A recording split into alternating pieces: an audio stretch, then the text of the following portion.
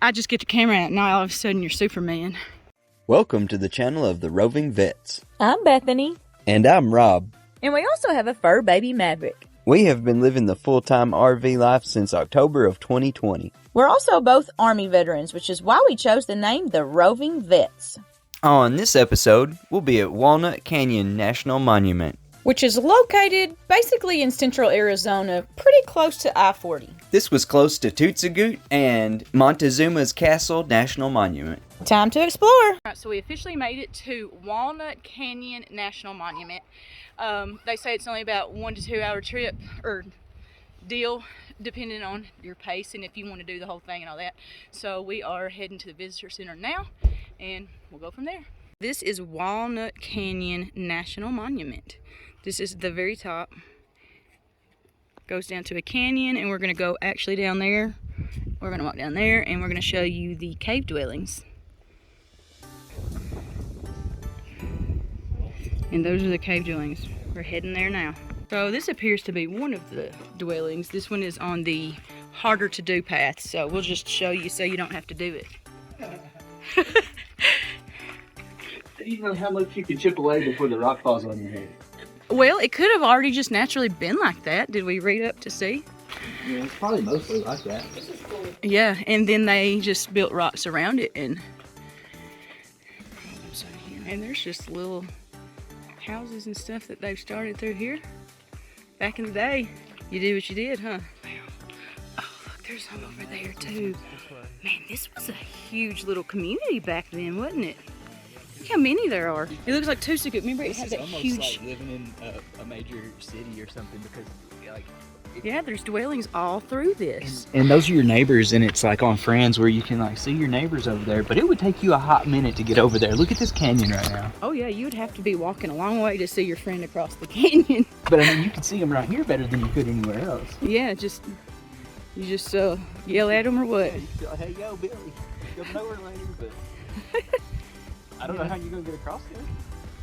I wonder if at any point they ever had a bridge. Some type of bridge to get across. It's a big old tree. Since we have been in the desert for so long, we have kind of forgot about pine trees, haven't we? This is so narrow, you could probably put a few of those pine trees down and at least get across it, to the other side somewhere.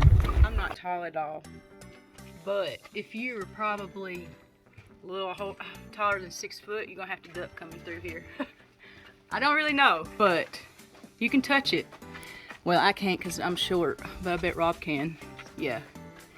So, just know there might be a ducking spot.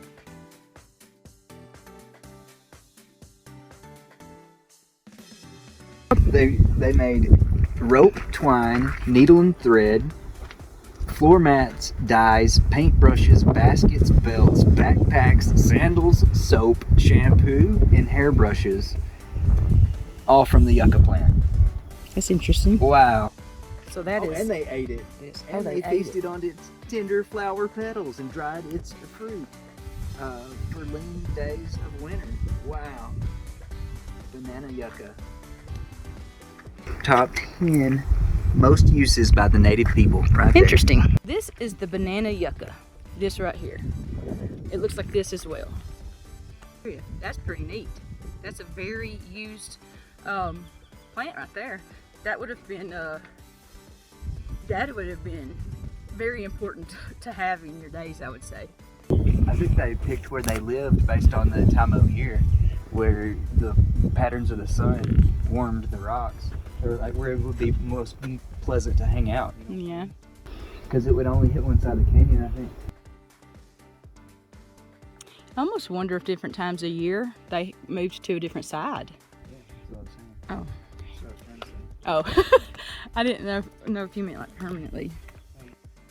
I'm kind of wondering if this is one of the little places you'll hear of them doing their peace pipe and stuff. Clearly this is just my questioning and I have no answers for it. But there's a little hole right here, so Rob was saying maybe that's where they did their little ceremony type things. And maybe that's where the smoke came out. I don't know. Look at this rock, it looks like it's hanging over the edge. Clearly it's been there a hot minute, so it ain't, I guess, going anywhere, but that would make me nervous if I lived in one of these dwellings near that. So in 1883, they completed the railroad. They had a stop at the railroad, which was called the Cliff. If we wanted to study Walnut Canyon today and understand how the people lived, there wouldn't be any evidence really left. But up and around at the other side, so everybody really, those the archaeologists could study.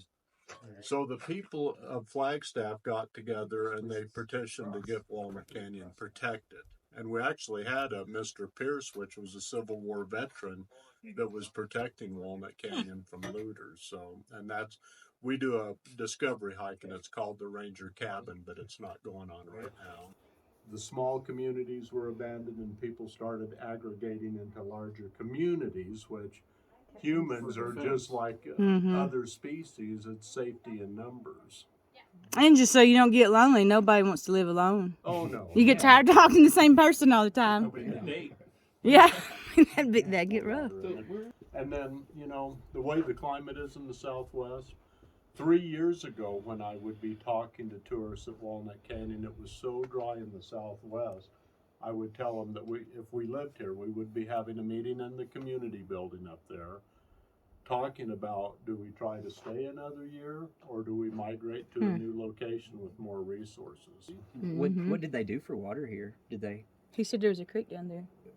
That's Walnut Creek, but an intermittent creek. So when would they try to dam it probably and try to hold it as long as we could? They would dam it up. Try to hold some. This rock, when it rains, they would have places to put the water catchment probably. Yeah, so they would catch water off the rocks. Out at Wupatki, which would really be the same culture, they had reservoirs in the rocks and everything. And if you look at the early films of the Hopi mesas, the thunderstorms would come, it would rain, and they would have special places that would catch water. They'd go with their ladles and dip it all out and bring it back to the community. It's easier to use gravity to catch water than carry the water. Oh yeah, for sure. That's what I was thinking. Because even if you do have a stream down there, you might get killed trying to get a drink. And you're gonna drink half of it coming back up. This tree. Wow. It doesn't have what you would think of as bark, but it just looks. How neat does that look? Wow. Look how the roots look just twisted and such. So neat. This little guy scared me and made me squeal, and you could, I'm sure, hear it through the whole canyon. But so I was going to sit on this tree and get Rob to take my picture. As I went to sit, that thing jumped from right here. Yeah, I don't even know what all kind of animals are out here, but if an animal jumps towards you and it's somewhere you don't know, and it was a little scary. Breathing though. Yeah. It goes. Definitely breathing. And going, I don't know, I guess going down you don't really feel it so much, but coming back up, there is a lot at a time. Bone dry out here though. Remember. Bone dry, stick your lips together dry. Yeah. We've been at 500 feet elevation. This is at 6,600. Breathing, a little bit there, yeah. Wait a sec. I think you're putting on a show. It ain't that bad. Oh, really? Because I've been hearing you complain for 30 minutes now. I just get the camera out and now all of a sudden you're Superman. If you don't want to do the hike that we just did, you can see the dwelling still from this little room. There's a little watch room area. And you can still see it all, just not up close and personal is all. But if you can't do it, it's better than nothing to see it from here.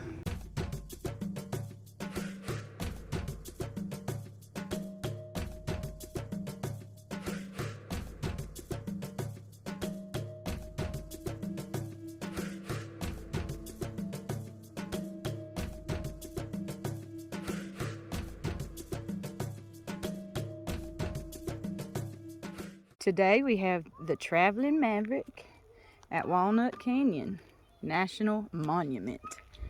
Well, yeah, it's been a long time since he's seen grass, and now he feels like he just needs to sniff and touch every piece of grass he can find. just never thought about if dogs are affected by elevation change or not, but we are very high elevation. Maverick says, well, it's not as tall as the Grand Canyon, but it's still a canyon. So one thing you're going to want to know about Walnut Canyon National Monument is there are 3 trails, I think it said. One of them you can take your dog on, but the other ones you cannot. So it's a perfect day. You can see I'm in short sleeves, Rob's in long sleeves. It's a perfect temperature. So while we did the long one, the one where you go all the way down, we left Maverick in the camper with the windows open, and he just looked out the window, I'm sure, the whole time. But there's only one trail that you can bring your dog on, so that's something you're probably going to want to know before you do this if you're taking your dog with you. This red definitely reminds me of Sedona. It's just down the road from here, I suppose. Perfect day today. Couldn't be any better than today. This temperature, there's a slight breeze. This feels great. Now this looks a lot better than those banana yuccas that we saw closer to the dwellings. These actually have some look to them. The Grand Canyon is literally just down the road from here. And this is the rim trail of Walnut Canyon National Park. We're on the rim trail right now. It's the only trail you can bring your dog on. But this really looks just like the stuff at the Grand Canyon, but the Grand Canyon is not far from here, maybe an hour. It might be a little further, I'd have to look it up, but it's not far. I guess this is the little Pueblo dwelling. Maverick's like, wait, this is something. He went right up to it, he knows. So, digging in. Oh, so they did dig it in. Yep.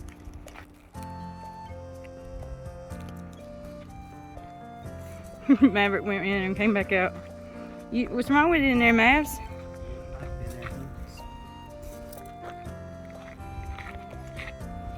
He's like, well, I guess if Daddy's going, I'll go. Even though these are bigger, I'm sure it was way more comfortable temperature-wise down in the canyon where those ones are.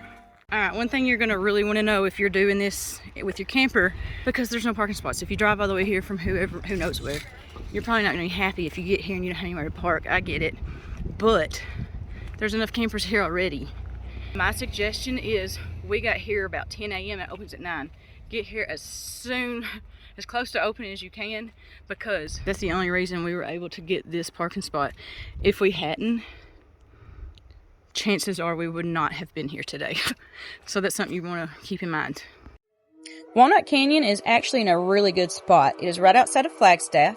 It's only 45 minutes from Sedona. It's only an hour and a half from the Grand Canyon. It's about 50 minutes from Wupatki National Monument, 25 minutes from the Sunset Crater Volcano National Monument, an hour and 20 minutes from Tuzigoot National Monument, and an hour from Montezuma's Castle National Monument. So as you see, there's actually a whole lot of stuff that you can do from this generalized area, making it easy to just park your camper somewhere for the week and go hit up all of this around the same week. We've seen most of the places that I listed so far, but we still have a few left to go. Anyway, there's about 2 more minutes left of pictures if you want to see the pictures, and I'll let you to it. Until next time, y'all.